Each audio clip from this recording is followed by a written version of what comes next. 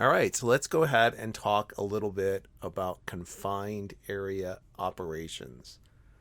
I'm here at a fictitious helicopter training ground called EDX2.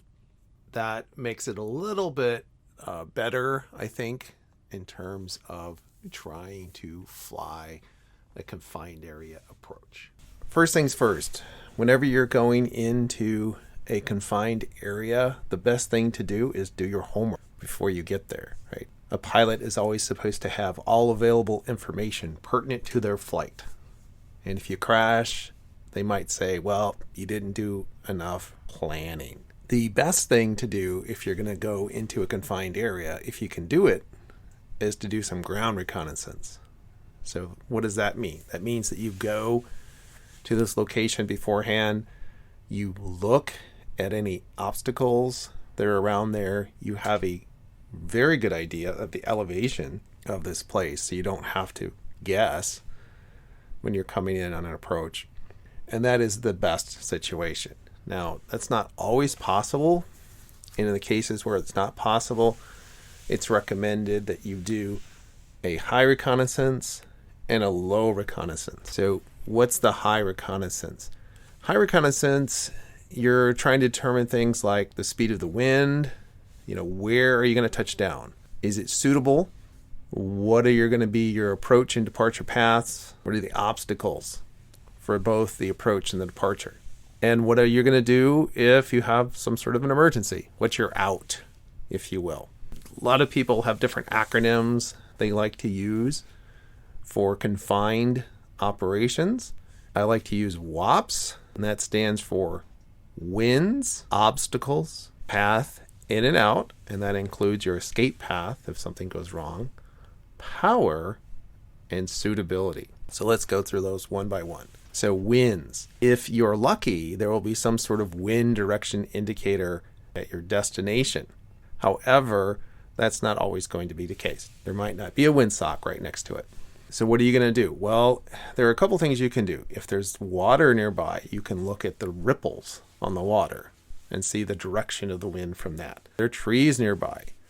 Can you see the branches blowing in the wind? That is going to give you another indication of what's going on. Barring that, if your helicopter has a GPS, you can fly around in a circle and look at your ground speed. And you can see when your ground speed is greatest, you're flying downwind. It will tell you the direction of the wind. Now, of course, there's a caveat for that. It's assuming that the winds are the same on the ground as they are at whatever altitude that you're doing this. Typically, we'll say to do your high reconnaissance at 300 to 500 AGL. So it's probably fairly close. Not going to be exact. If you don't have a GPS, you can try to fly a constant bank angle circle around your point and then just observe the drift that you're going to get. So that's W, winds. O, obstacles. There's a lot of hidden obstacles that you can't see up high. Power lines, other wires, guy wires holding things up. These are all potential threats to you and your helicopter. So you want to do your best to try to see these things.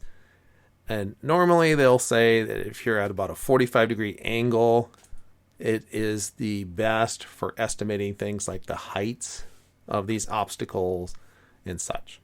Okay, path in and out plus your escape path. You're going to fly into your destination. Are you going to be able to approach directly into the wind? Or are you going to have to deal with a crosswind?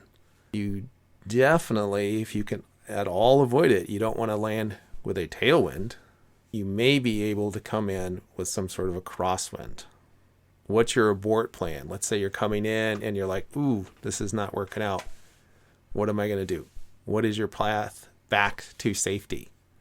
What if you have an engine failure? You're probably not going to adhere to that HV diagram during this approach. You want to spend the minimum amount of time outside of that diagram that you can.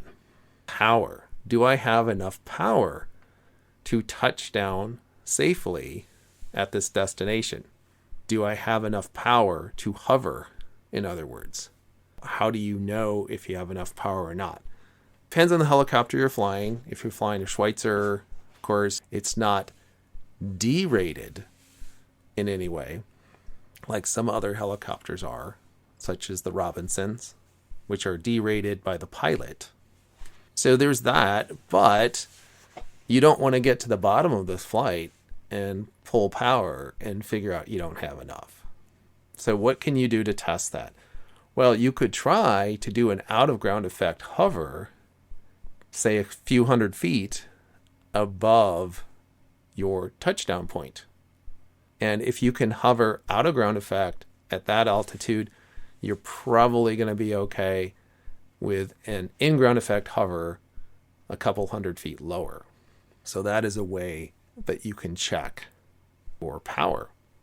And what about suitability? S, suitability of your landing point. Is it actually going to be, it should be, is it a soft surface? Are you going to sink into it? Is there a bunch of dirt or snow covering it? Are you going to have a whiteout or a brownout when you get down low? These are the kinds of things you need to think about. And also, is there slope? A slope that's too great for you to land on it. Make sure that you have a suitable place to land. We talked about WAPs, we talked about your high reconnaissance. Of course, your low reconnaissance is, practically speaking, going to be part of your approach. You're going to do a high reconnaissance. You're going to look at the area and try to determine, hey, is this going to be okay or not? And then you're going to want that low reconnaissance, which will most likely include approach to your landing point. It just gives you another chance to find anything that you missed, any poles, towers, wires, slopes, things like that you may have missed. And you, of course, want to make your decision to land or not before you get below ETL speed. Typically, you're going to want to terminate your approach into a hover so that you can check that surface and make sure that it's actually going to be okay to land on before you actually lower it to the ground. And of course, when you lower it to the ground, you're going to proceed with caution, as always. Here is a place I've chosen to do some confined areas. This is in X-Plane 11 again, and I'm at the Helicopter Parkour Airfield, EDX2. Here I am, and let's have a look around at the place I'm going to land. So if you look, you'll see here that I have a nice tall fence. So I've got a tall fence, and if I come around this way, I still have that tall fence, and you'll see that I have this big tower, this big red and white tower. So I need to be careful if I were to approach from that direction. And here, more tall fence. I have a couple of covered spaces. And then I have a tower over here. I have some trees. I have a dolly. Now, I could say I want to land on this dolly. I would recommend against that, right? In general, there could be exceptions to everything. If you have these tall obstructions all around your place that you're going into, personally, I would say aim for the middle and then taxi to wherever it is that you want to go from there. Another tower. And out this way, things are a little bit clearer.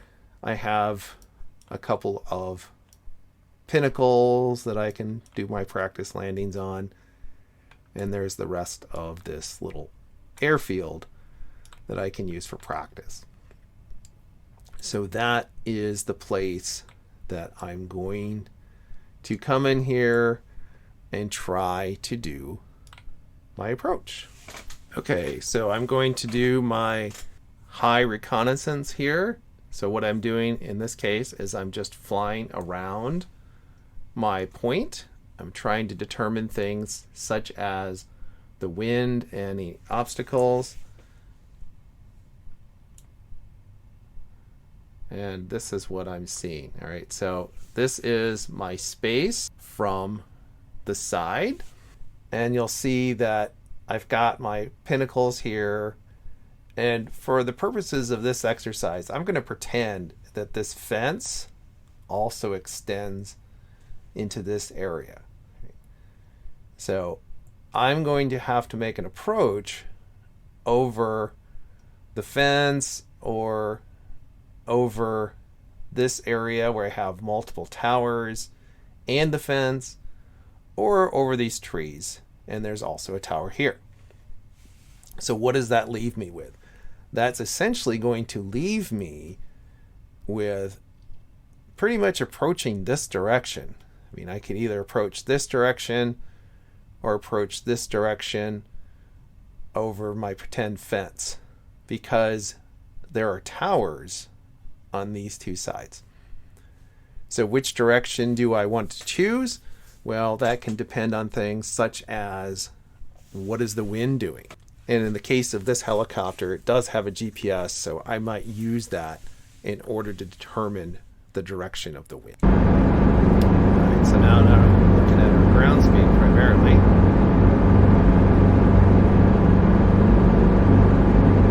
So I don't want to be coming in with a direct tailwind, so instead I'm going to come over through the practice area, if you will, over my fake fence and approach that way. So what does that mean? I'm going to have a left crosswind. Of course, if I had to choose, I would prefer to have a right crosswind, but it is what it is. And I'll just have to accept that little bit of wind. So let me go ahead and complete my high reconnaissance. I want to start planning my path in and out. We just said, okay, I'm going to come in over the rest of the practice area, if you will.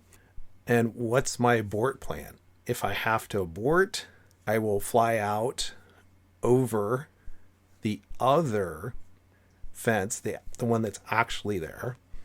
Okay, so let me go ahead and continue. So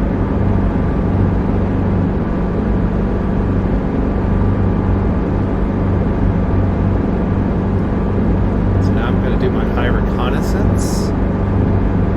I'm flying around in my circle, and I'm watching the difference between my indicated airspeed and between my ground speed. So right now I see that there's a pretty big difference, kind of going downwind.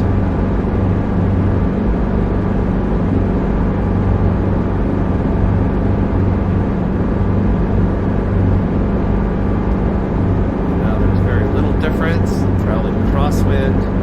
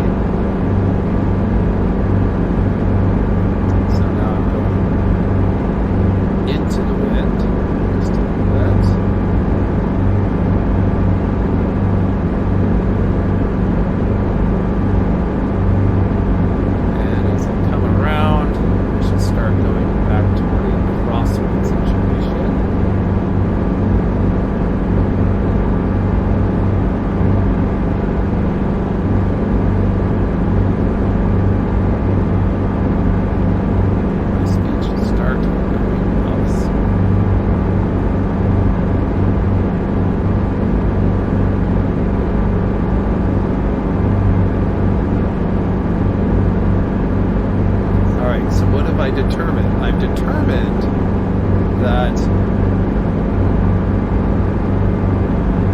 I have a crosswind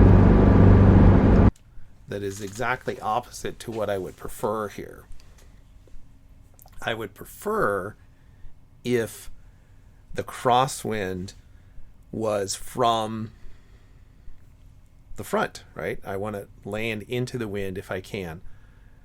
And it looks like the wind is blowing in such a direction that I cannot land directly into the wind. because it's on the two sides of my little square here that both have towers to deal with. And that's a little bit much. So what am I going to do instead? I'm going to come in over the practice area here at my little airfield. And remember, I'm going to pretend that 100-foot fence extends to that practice area as well. And I'm going to come in and I'm going to try to do a steep approach into the middle of my area. Now, when I get down to the bottom of it, I can always turn into the wind once I've cleared my obstacles, and I probably will do that before I come in and land. So let's go ahead and continue our approach.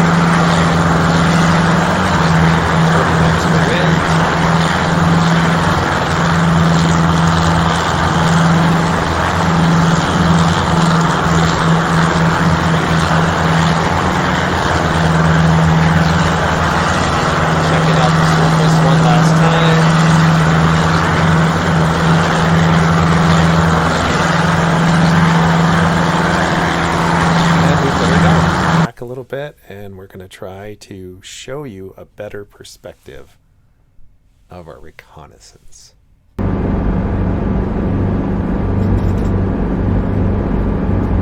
here I'm looking at my ground speed. You can see that I'm starting to go downwind.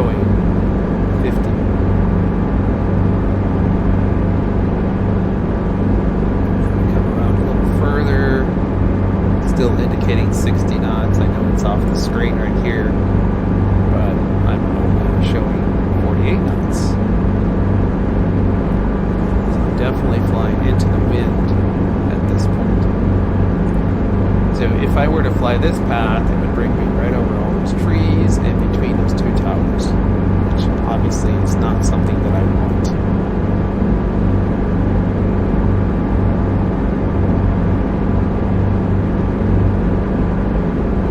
And as I come around, you'll notice that my ground speed is still pretty low. I'm still indicating 60 knots on my airspeed. So what is this telling me? Well, I can also try to approach between the two towers on this corner, on this side of my little triangle. Or not a triangle, it's a square. And that's probably not what I want.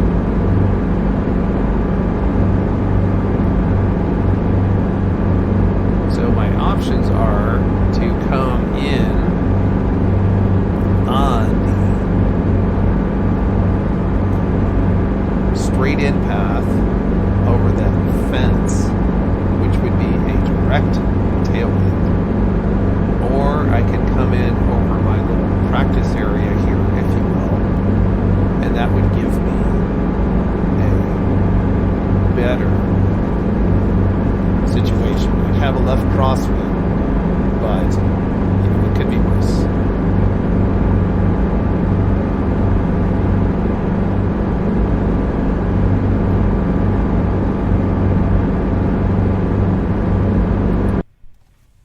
Just wanted to give you another perspective on that reconnaissance and trying to figure out the winds, because it's a little hard if you're only seeing in front of you in order to do this. So of course, real helicopter, it's easier. It's also a little bit difficult for me to try and fly when I'm only looking out the side window too.